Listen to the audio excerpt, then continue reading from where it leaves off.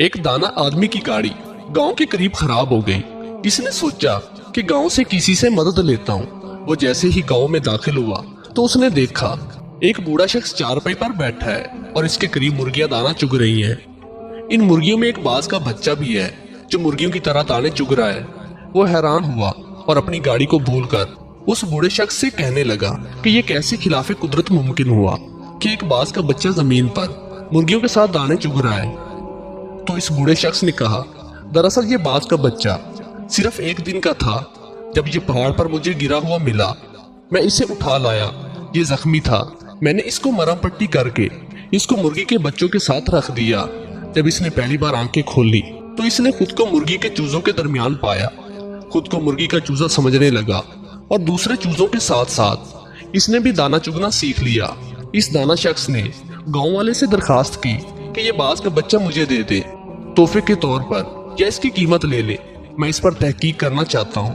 اس گاؤں والے نے باز کا بچہ اس دانا شخص کو تحفے کے طور پر دے دیا۔ یہ اپنی گاڑی ٹھیک کروا کر اپنے گھر آ گیا اور روزانہ باز کے بچے کو چھت سے نیچے پھینک دیا کرتا، مگر باز کا بچہ مرغی کی طرح اپنے پروں کو سکیڑ کر گردن اس میں چھپا لیتا۔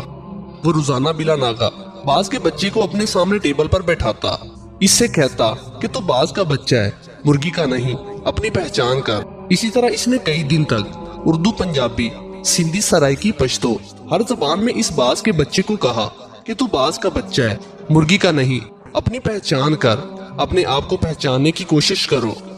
آخرکار وہ دانا شخص ایک دن باز کے بچے کو لے کر ایک بلند ترین پہاڑ پر چلا گیا اور اس سے کہنے لگا کہ خود کو پہچاننے کی کوشش کرو، تم باز کے بچے ہو۔ اور اس شخص نے یہ کہہ کر پہاڑ کی بلندی سے نیچے پھینک دیا۔ باز کا بچہ ڈر گیا اور اس نے مرغی کی طرح اپنی گردن کو جھکا کر پروں کو سکیڑ لیا اور اپنی آنکھیں بند کر لی۔ تھوڑی دیر بعد اس نے آنکھیں کھولی تو اس نے دیکھا کہ زمین تو ابھی بہت دور ہے۔ تو اس نے اپنے پر پھڑ پھڑائے اور اڑنے کی کوشش کرنے لگا، جیسے کوئی آپ کو دریا میں دھکا دے دے تو آپ کو تیرنا نہیں بھی آتا ہو تو بھی آپ اپنے ہاتھ پاؤں ماریں گے۔ تھوڑی ہی دیر میں وہ اپنے آپ کو بیلنس کرنے لگا، کیونکہ باز میں اڑنے کی صلاحیت خدا نے رکھی ہوتی ہے۔ تھوڑی ہی دیر میں وہ اونچا اڑنے لگا، وہ خوشی سے چیخنے لگا اور اوپر جانے لگا۔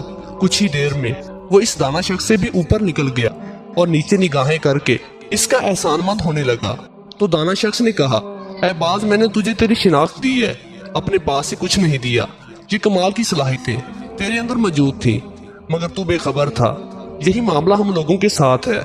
کامیابی کی شرط یہ ہے کہ ہم خود کو پہچاننے کی کوشش کریں تاکہ ہم ایک بہترین امت اور بہترین قوم بن کر اس ملک کی تعمیر و ترقی میں اپنا کردار ادا کریں۔